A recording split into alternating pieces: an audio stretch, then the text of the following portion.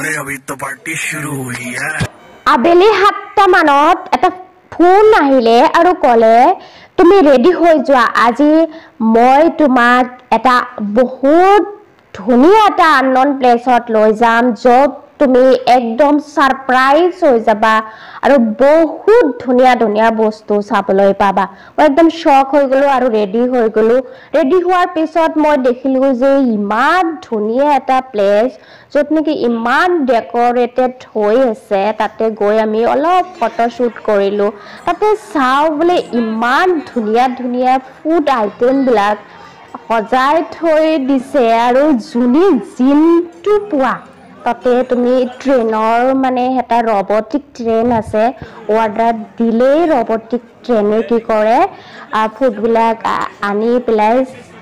সাৰ্ভ কৰে ইমান ধুনীয়া প্লেস আৰু ইমান বহুত মানুহ একেলগে হৈ আছে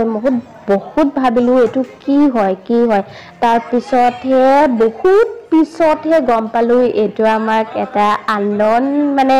ৰ্যান্ডমলি মানে কোনোবাই আমাক বাৰ্থডেৰ কাৰণে ইনভাইট কৰিছে ইমান ধুনীয়া লাগিছে আৰু মনে মনে বহুত ফূৰ্তি পাইছিলো কাৰণ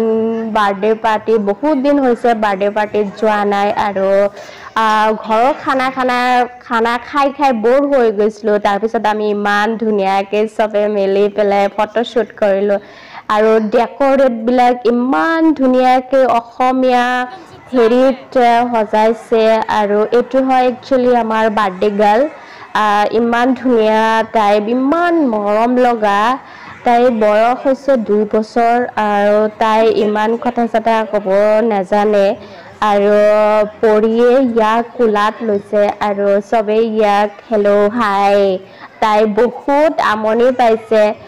আমি তাৰ পিছত কি কৰিলো হঠাৎকে আকৌ আমি খোৱাৰ কাৰণে বহুত মানে কি আইটেম খাম হেতু ভাবি আছিলো যে কি আইটেম খোৱা যায় আমি ঘৰত খানা বিলাক তো সদায় খায়ে থাকো কিন্তু ঘৰৰ খানা ইমান টেস্টি নালাগে বাহিৰৰ খানা যিমান টেস্টি হয় তাৰ পিছত আমি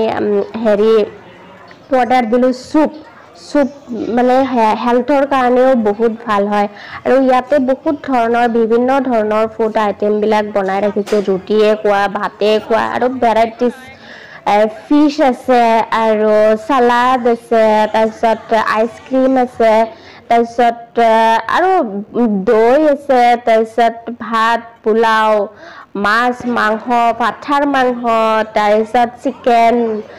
তাৰ পিছত যিমান মানে হেৰি দিব পাৰে সব ইয়াতে দিছে আৰু জুনে জিনটো খাব পাৰা মানে কোনো হেৰি নালাগে ফ্ৰী হয় না মই ভাবিছো যিমান খাও হিমানে খাম আৰু ইমান বেছিকে নাখাও কাৰণ বেছি খালে আমাৰ কোলেষ্ট্ৰল লেভেলটো হাই হৈ যাব আৰু নিখাৰ ভাগত আমি আহোতে আমি কিমান দিৱালী আছিলে ন দিৱালীৰ কাৰণে আমি বহুত কেটা গুৱাহাটীৰ প্লেস ক্যাপচাৰ কৰি ললো ভাবিলো আপোনালোকৰ লগত মই শেয়াৰ কৰো ইমান ধুনীয়া লাগিছে গুৱাহাটীৰ নিখাটো মানে ৰাতি 12টা হৈ গৈছিলে আমি গুছি আহোতে আৰু ইমান ধুনীয়া ধুনীয়া লাইটিং ডেকোৰেট কৰিছে ইয়াতে চাওকচোন মোৰ লগত কিমান ধুনীয়া আছে এটা তানিস্ক হয় আৰু